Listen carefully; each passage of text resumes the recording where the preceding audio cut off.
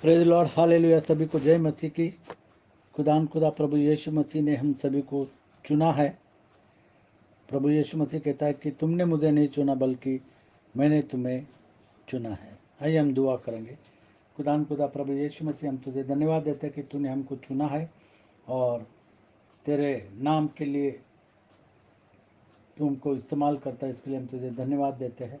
तेरे नाम की तारीफ़ करते, तेरे नाम की बढ़ाई करते खुदा, क्योंकि मनुष्य के बीच आकाश के नीचे पृथ्वी के ऊपर और कोई दूसरा नाम नहीं दिया गया, केवल एक ही नाम दिया गया है और वो नाम है खुदा प्रभु यीशु मसीह का। और उसी नाम में उद्धार है और कोई दूसरी नेव नहीं डाल सकता, क्योंकि नेव डल चुकी है। वो नेव खुदा प्रभु यीशु मसीह है। वो चट्टान हमारा खुदा प्रभु यीशु मसीह है।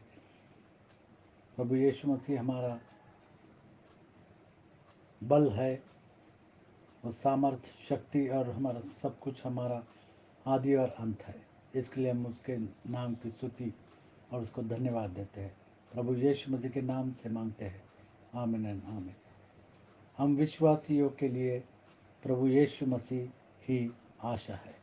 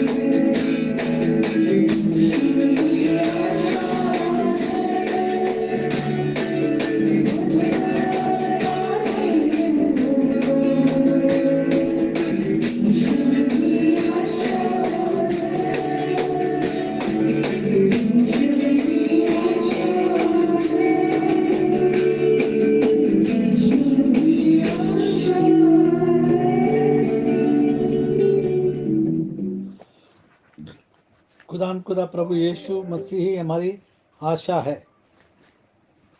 वही हमारा सब कुछ है। हम पढ़ेंगे यशायाह की पुस्तक 58 और 11 से 12वीं आयत तक।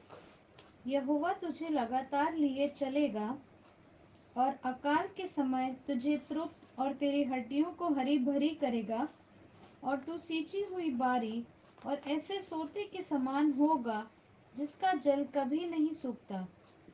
तेरे वंश के लोग बहुत काल के उजड़े हुए स्थानों को फिर बसाएंगे।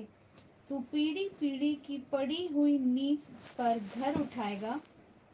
तेरा नाम टूटे हुए बाड़े का सुधारक और पत्थों का ठीक करने वाला पड़ेगा। खुदा का कलाम इस 2 वचनों के अंदर 7 बातों के बारे में बात करता है। जैसे प्रभु यीशु मसीह कहता है कि मैंने तुम्हें चुना है, तुमने मुझे नहीं चुना, और यहोवा तुझे लगातार लिए चलेगा। पहली बात को हम देखते हैं कि परमेश्वर कहता है कि मैं तुम्हें लिए चलूँगा। जैसे वचन में लिखा है कि मैंने तुझे कभी छोड़ूंगा और न कभी त्यागूंगा। तू जहाँ जहाँ जाएगा वहाँ मैं तेरे संग रहूँगा और मैं अंत तक तेरे साथ रहूँगा।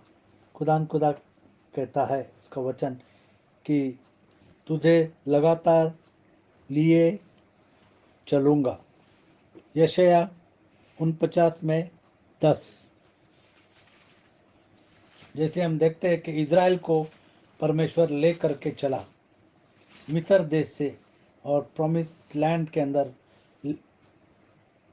ले करके चला। 49 में 10।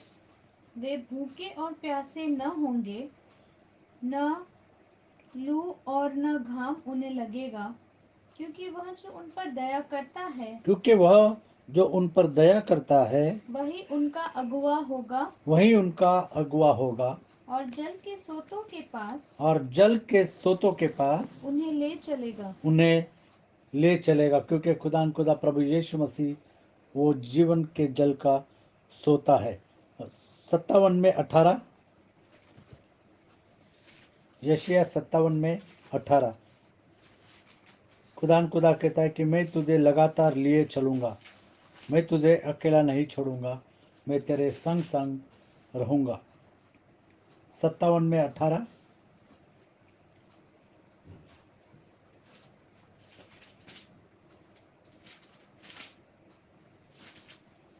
मैं उसकी चाल देखता आया हूँ, तो भी अब उसको चंगा करता हूँ। मैं उसे ले चलूंगा, मैं उसे ले चलूँगा और चंगा भी करूँगा। परमेश्वर कहता है कि मैं तुझे चंगा करूँगा और तुझे लिए चलूँगा, और विशेष करके उसके शोक करने वालों को शांति दूंगा। खुदा कहता है कि मैं तुझे चंगा करूँगा और तुझे लिए चलूँगा। 11 में दूसरी बात परमेश्वर कहता है कि अकाल के समय तुझे तृप्त करूँगा, तेरी हड्डियों को हरी भरी कर दूंगा। अकाल के समय में भी खुदा हमको जीवित रखता है और हमारी हड्डियों को हरी भरी करता है। जैसे हम पढ़ेंगे भजन संहिता 107 में 9। भजन संहिता 107 में 9। खुदा हमको अकाल के समय में भी तृप्त करता है, अच्छा अच्छा भोजन खिलाता है। हम देख रहे कि अभी दुनिया के अंदर किस तरीके से अकाल में अफ्रीका है और काफ़ी देश जो है वो अकाल में पड़े हैं।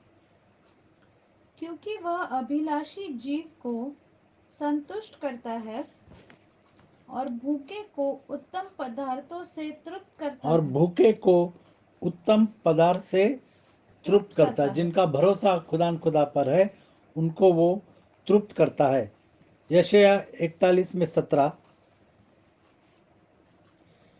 यशायाह की पुस्तक 41 में 17 खुदा कहता है कि अकाल के समय में तुझे तृप्त करूंगा। हम देख रहे हैं कि वचन का अकाल पड़ रहा है, लेकिन खुदा हमको उसके वचनों से तृप्त करता है। जब दीन और दरिद्र लोग जल ढूंढने पर भी न पाए और उनका तालू प्यास के मारे सूख जाए, मैं यहोवा उनकी विनती सुनूंगा, मैं इज़राइल का परमेश्वर उनको त्याग न दूंगा। मैं इज़राइल का परमेश्वर उनको त्याग नहीं दूंगा। आमोस 11 में 8 अगर हम पढ़ते हैं तो परमेश्वर का वचन कहता है कि अब वचनों का अकाल पड़ने वाला है। अब पानी का और दाने का अकाल नहीं, बल्कि परमेश्वर के वचनों का अकाल पड़ने वाला है। लेकिन खुदा कहता है कि मैं तुम्हें तृप्त करूंगा, अकाल के समय तुझे तृप्त करूंगा। वह हमको भोजन देगा, जो भोजन परमेश्वर का वचन है, वो उससे हमको तृप्त करेगा और बल देगा और सामर्थ्य और शक्ति देगा उसके वचनों के द्वारा। यशायाह 41 में 17, यशायाह 41 में 17।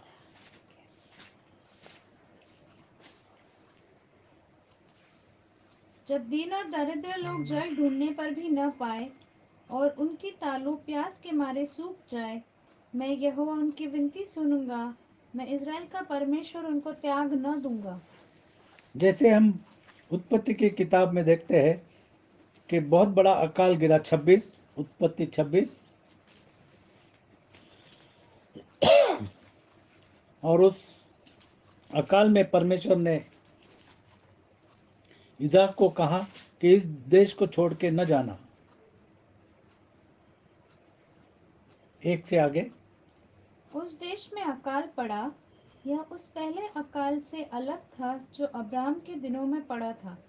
इसलिए इसहाक गरार को पलिश्तियों के राजा अबीमेलेक के पास गया। वहाँ यहोवा ने उसको दर्शन देकर कहा, मिस्र में मत जा, जो देश मैं तुझे बताऊं उसी में रह।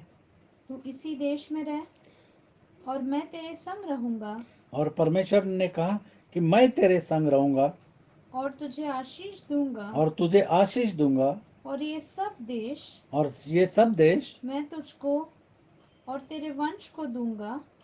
हम देखते हैं कि लोग पैसा कमाने अलग अलग देश में जाते हैं, लेकिन परमेश्वर ने जैसे इजाक से कहा कि तू यहीं रहना, यहीं पर मैं तुझे आशीषित करूंगा। और जैसे अकाल गिरा, और अकाल के समय में परमेश्वर ने उसको 100 गुना फल दिया। 12 में क्या लिखा है?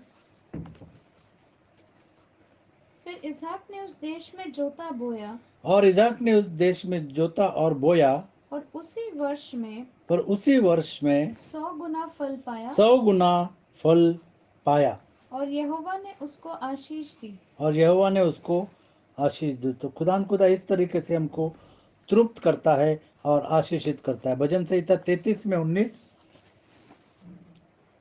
भजन संहिता 33 में 19,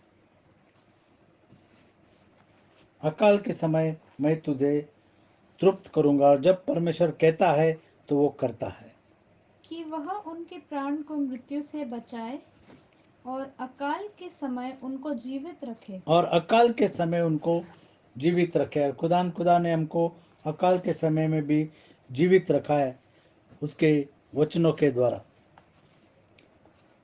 और तीसरी बात हम यहाँ पर देखते हैं कि तू सींची हुई बारी और ऐसे सोते के समान होगा जिसका जल कभी नहीं सूखता।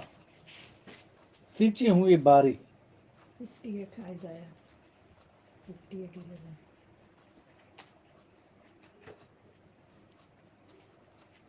हम पढ़ेंगे सबोपदेशक 4 में 15, सबोपदेशक 4 में 15, सबोपदेशक 4 में 15। खुदा कहता है कि सींची हुई बारी। मैंने सब जीवतों को जो धरती पर चलते फिरते हैं देखा कि वे उस दूसरे लड़के के संग हो लिए जो उनका स्थान लेने के लिए खड़ा हुआ। 4 में 15, यशायाह 27 में 3,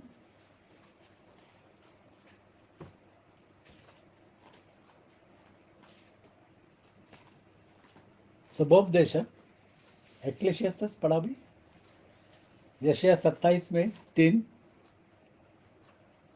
मैं यहोवा उसकी रक्षा करता हूँ, मैं क्षण क्षण उसको सींचता रहूंगा, मैं क्षण क्षण उसको सींचता रहूंगा, परमेश्वर कहता है, मैं रात दिन उसकी रक्षा करता रहूंगा। और मैं रात दिन उसकी रक्षा करता रहूंगा। जिस तरीके से परमेश्वर हमारी रक्षा रात और दिन करता है, ऐसा न हो कि कोई उसकी हानि करे। ऐसा न हो कि कोई उसकी हानि करे, और शैतान भी हमको छू नहीं सकता। खुदा हमको एक सींची हुई बारी के समान देखता है। यिर्मयाह 31 में 12, यिर्मयाह 31 में 12, परमेश्वर कहता है कि तू सींची हुई बारी के जैसे होगा।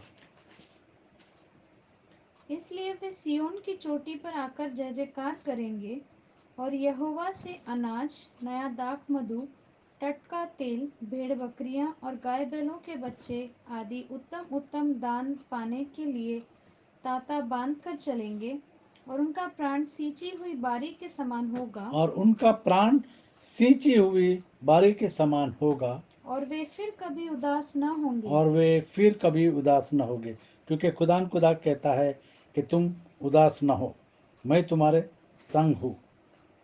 चौथी बात परमेश्वर उस वचन में कहता है कि तुम सोते के समान तू सोते के समान होगा, जिसका जल कभी नहीं सूखता। हम जानते हैं इस वचन को, यूहन्ना 4 में 10,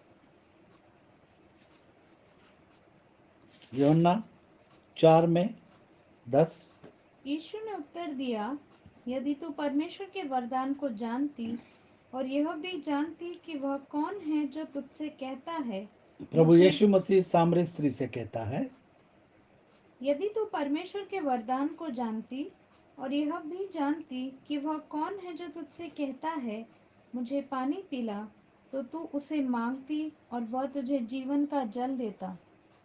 तू सोते के समान होगा। उसी तरीके से हम 14 में देखेंगे, परंतु जो कोई उस जल में से पिएगा जो कोई उस जल में से पिएगा, जो मैं उसे दूंगा, हाँ, वह फिर अनंत काल तक प्यासा न होगा, वह फिर अनंत काल तक प्यासा प्यासा न होगा। न होगा।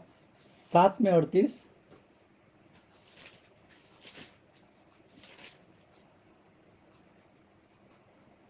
7 में 38, जो मुझ पर विश्वास करेगा, जैसा पवित्र शास्त्र में आया है, उसके हृदय में से जीवन के जल की नदियां बह निकलेंगी।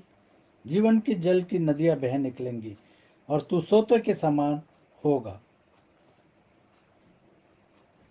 हम 12 में पढ़ेंगे, यशायाह 58 में 12, और तेरे वंश के लोग बहुत काल के उजड़े हुए स्थानों को फिर बसाएंगे। तेरे वंश के लोग बहुत काल से उजड़े हुए स्थानों को फिर बसाएंगे। यशायाह 49 में 8, उजड़े हुए स्थानों को फिर बसाएंगे। यह अधिकार परमेश्वर हमको देता है। यहोवा यूं कहता है, अपनी प्रसन्नता के समय मैंने तेरी सुन ली और उद्धार करने के दिन मैंने तेरी सहायता की है। मैं तेरी रक्षा करके तुझे लोगों के लिए एक वाचा ठहराऊंगा, ताकि देश को स्थिर करे और उजड़े हुए स्थानों को उनके ताकि देश को स्थिर करे और उजड़े हुए स्थानों को और उजड़े हुए स्थानों को, उनके अधिकारियों के हाथ में हाँ, दे दे। उनके अधिकारियों के हाथ में दे दे। उजड़े हुए स्थानों को स्थानों को, उनके अधिकारियों के हाथ में दे दे। और परमेश्वर इस तरीके से हमको करता है। तेरे वंश के लोग बहुत काल से उजड़े हुए स्थानों को फिर बसाएंगे। परमेश्वर हमको फिर से बसाएगा। 61 में 4, यशायाह 61 में 4, यशायाह 61 में 4। तब वे बहुत काल के उजड़े हुए स्थानों को फिर बसाएंगे। फिर बसाएंगे, क्योंकि पूर्व परमेश्वर काल हमको से वो अधिकार देता है कि उजड़े हुए स्थानों को हम फिर से बसाएंगे, जिस तरीके से हम देखते हैं कि इज़राइल को बसाया गया। हाँ, पूर्व काल से पड़े हुए खंडहरों में पूर्व काल से पड़े हुए खंडरों में भी वे फिर घर बनाएंगे। वो फिर घर बनाएंगे। उजड़े हुए नगरों को उजड़े हुए नगरों को जो पीढ़ी पीढ़ी से उजड़े हुए हो, जो पीढ़ी पीढ़ी से उजड़े हुए हो, वे फिर नए सिरे से बसाएंगे। वो फिर नए सिरे से बसाएंगे। हम जानते हैं कि पास्टर कॉनवे उल्लासनगर में पुराने घर में जो एक उजड़ा हुआ घर था, उस स्थान में वो गए और लोग डर रहे थे। उन्होंने उनको कहा कि ये दरवाजे को खोलना नहीं, क्योंकि ये घर जो है शैतान से भरा हुआ है। और उन्होंने लात मार कर दरवाजे को तोड़ दिया और प्रभु यीशु मसीह के नाम से वो अंदर गए। और लोग सोच रहे थे अब लाश बाहर आती है। और उसके बाद उनका परिवार लेकर के वो वहाँ पर काफ़ी साल रहे। जैसे परमेश्वर कहता है कि तेरे वंश के लोग बहुत से उजड़े हुए स्थानों को फिर बसाएंगे, और आज तक वहीं पर बसे हुए हैं। एजेकियल 36 में 10,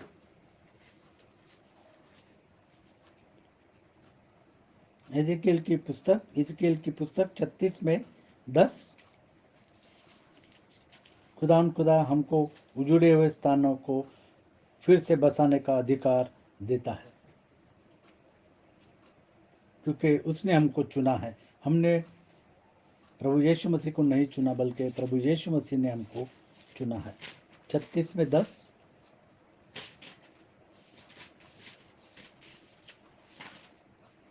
जैसे हमने देखा 5 बातों को कि यहोवा तुझे लगातार लिए चलेगा।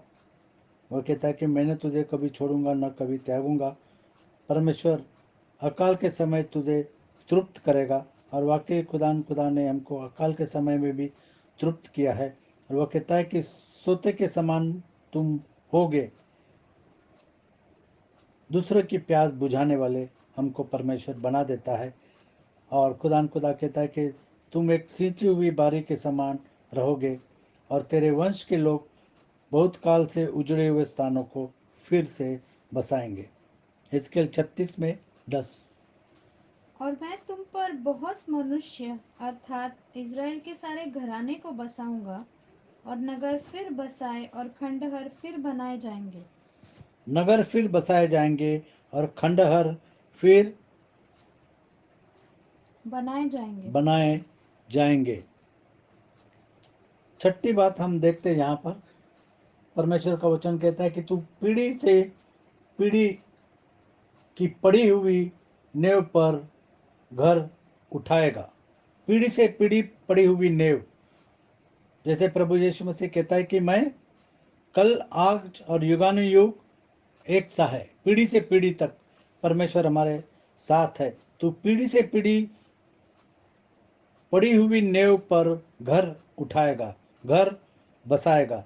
यशायाह 44 में 28, यशायाह 44 में 28।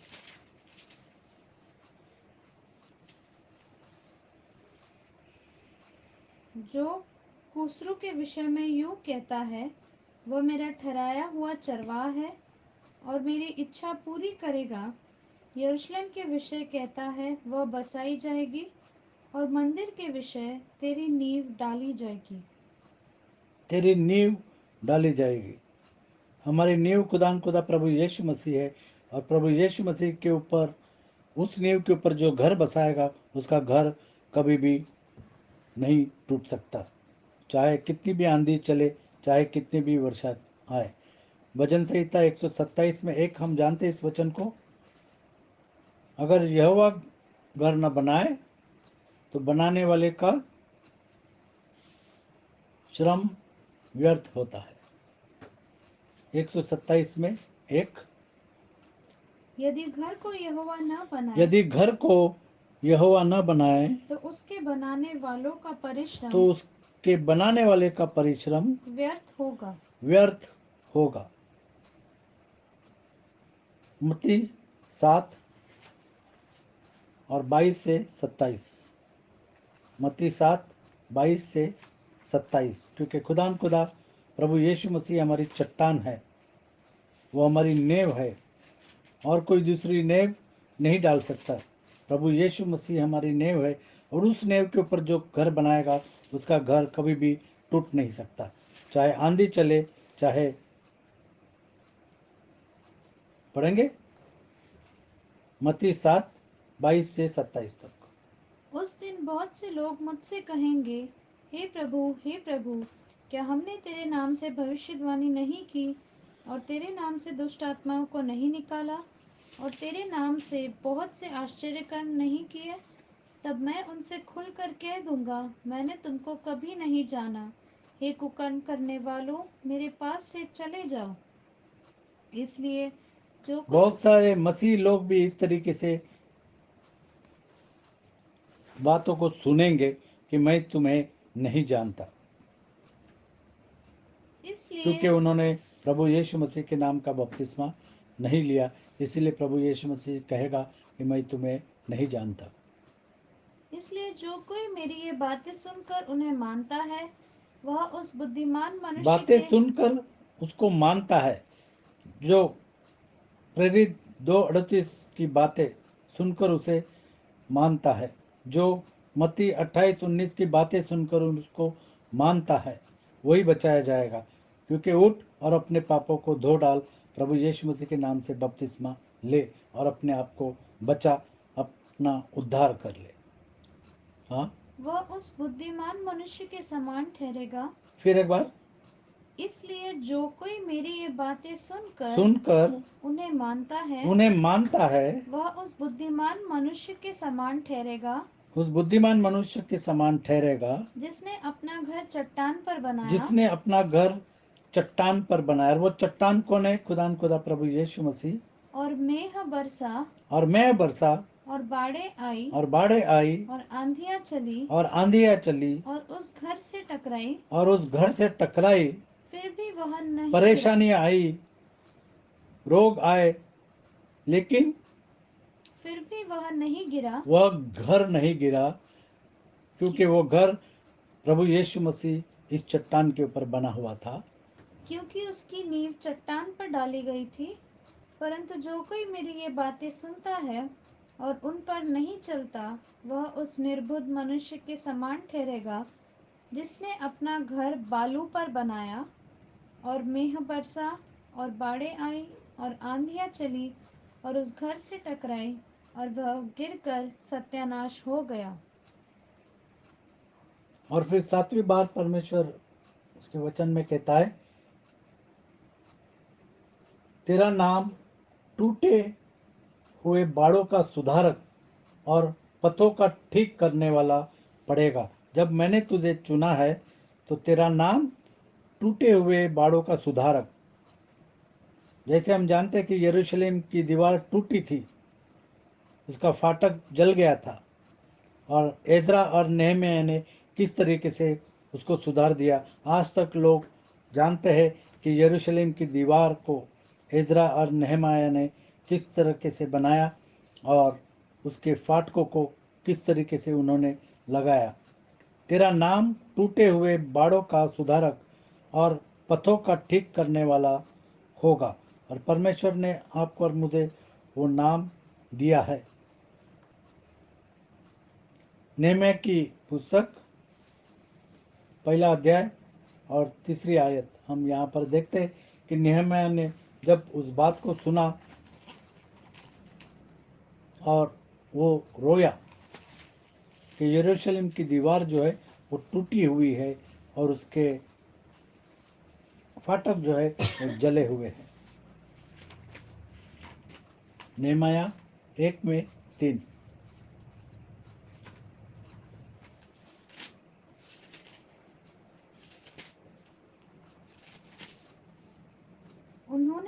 कहा, जो बचे हुए लोग बंधुआई से छूटकर उस प्रांत में रहते हैं, वे बड़ी दुर्दशा में पड़े वो हैं बड़ी दुर्दशा में पड़े हैं। और उनकी निंदा होती है, हाँ, क्योंकि यरूशलेम की शहरपनाह टूटी हुई क्योंकि यरूशलेम की शहरपनाह टूटी हुई और उसके फाटक जले हुए और हैं। उसके फाटक जले हुए हैं। और 2 में हम पढ़ेंगे 11 से आगे। जब मैं यरूशलेम पहुंच गया, तब वहां 3 और दिन हम रहा। जानते हैं कि नेहम्याह को राजा ने छुट्टी दे दी और कहा कि जाओ तू अपने दीवार को, यरूशलेम की दीवार को बना। तब मैं थोड़े पुरुषों को लेकर रात को उठा। मैंने किसी को नहीं बताया कि मेरे परमेश्वर ने यरूशलेम के हित के लिए मेरे मन में क्या उपजाया था। अपनी सवारी के पशु को छोड़ कोई पशु मेरे संग न था। मैं रात को तराई के फाटक में होकर निकला और अजगर के सोते की ओर और कूड़ा फाटक के पास गया और यरूशलेम की टूटी पड़ी हुई शहरपनाह और जले फाटकों को देखा। तब मैं आगे बढ़कर सोते के फाटक और राजा के कुंड के पास गया, परंतु मेरी सवारी के पशु के लिए आगे जाने को स्थान न था। तब मैं रात ही रात नाले से होकर शहरपनाह को देखता हुआ चढ़ गया, फिर घूमकर तराई के फाटक से भीतर आया और इस प्रकार लौट आया। हाकिम न जानते थे कि मैं कहाँ गया और क्या करता था, वरन मैंने तब तक न तो यहूदियों को कुछ बताया था और न याजकों और न रईसों और न हाकिमों और न दूसरे काम करने वालों को। तब मैंने उनसे कहा, तुम आप देखते हो कि कैसी दुर्दशा में है, कि हम कैसी दुर्दशा में हैं, कि यरूशलेम उजाड़ पड़ा है और उसके फाटक जले हुए हैं। आओ हम यरूशलेम की शहरपनाह को बनाएं, आओ हम यरूशलेम के शहरपनाह को बनाएं, कि भविष्य में हमारी नामधराई न रहे। फिर मैंने उनको बतलाया कि मेरे परमेश्वर की कृपा दृष्टि मुझ पर कैसे हुई और राजा ने मुझसे क्या क्या बातें कही थी। तब उन्होंने कहा, आओ हम कमर बांध कर बनाने लगे, और उन्होंने इस भले काम को करने के लिए हियाव बांध लिया। यह सुनकर होरोनी संबलत और तोबिया नामक कर्मचारी, जो ओमनी था, और गेशेम नामक एक अरबी हमें ठट्ठों में उड़ाने लगे और हमें तुच्छ जानकर कहने लगे, यह तुम क्या काम करते हो? क्या तुम राजा के विरुद्ध बलवा करोगे? तब मैंने उनको उत्तर देकर उनसे कहा, स्वर्ग का परमेश्वर हमारा काम सफल करेगा, इसलिए हम उसके दास कमर बांध कर बनाएंगे, परंतु यरूशलेम में तुम्हारा न तो कोई भाग, यरूशलेम में तुम्हारा न तो कोई भाग होगा न हक और न हक और न स्मारक है। और न स्मारक। और इस तरीके से नेहमाया ने यरूशलेम की दीवार को बनाया और फाटकों को बनाया। खुदा कहता है कि तेरा नाम टूटे हुए बाड़ों का सुधारक और पथों को ठीक करने वाला होगा।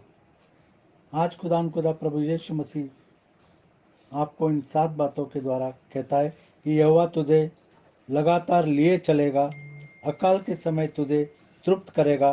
तीसरी बात, तू सींची हुई बारूद की समान होगा, तू सोते के समान होगा। चौथी बात, पांचवी बात, परमेश्वर कहता है कि तेरे वंश के लोग बहुत काल से पड़े हुए स्थानों को फिर से बसाएंगे और तू पीढ़ी से पीढ़ी पड़ी हुई नेव पर घर उठाएगा। और तू जो घर जिस नेव पर बनाएगा वो घर कभी भी नहीं टूटेगा। और तेरा नाम टूटे हुए बाड़े का सुधारक और पथों का ठीक करने वाला होगा। इस तरीके से खुदा इन 7 शब्दों को इन 2 वचनों में कहता है कि मैंने तुझे चुना है, तूने मुझे नहीं चुना है, इसके लिए मैं तुझे ये आशीषित ऐसे इस तरीके से आशीषित करूँगा। रीना से कहूँगा कि दुआ कर। हालेलुया। धन्यवाद धन्यवाद प्यारे प्रभु जी। हम तेरा धन्यवाद करते कि तूने हमें चुना है प्यारे प्रभु जी, और जगत की उत्पत्ति से ठहराया कि हम तेरे लिए फल लाए। हाँ प्यारे प्रभु जी, जैसे तेरे वचन में हमने पढ़ा है कि तू कहता है कि यहोवा तुझे लगातार लिए चलेगा और अकाल के समय तुझे तृप्त और तेरी हड्डियों को हरी भरी करेगा, और तू सींची हुई बारी और ऐसा सोते के समान होगा जिसका फल, जिसका जल कभी नहीं सूखता। हाँ प्यारे प्रभु जी, तो हमको हमेशा आशीष देना चाहता है। तो इसलिए आया कि हम जीवन पाएं और बहुतायत का जीवन पाएं। हम तेरा धन्यवाद करते हैं, धन्यवाद करते हैं कि तेरी अनुग्रह की कृपा की दृष्टि हमारे ऊपर हुई है प्यारे प्रभु जी। और तू हमको कभी छोड़ता नहीं, ना कभी त्यागता। जब कभी हम तुझको पुकारते हैं प्यारे प्रभु जी, कभी भी हम तुझको पुकारते हैं, तू हमारी पुकार को सुनता है। हमको तू भला चंगा रखता है, आशीष देता है, बरकत देता है प्यारे प्रभु जी। और हाँ प्यारे प्रभु जी, तो हमें एक सींची हुई बारी के समान रखता है।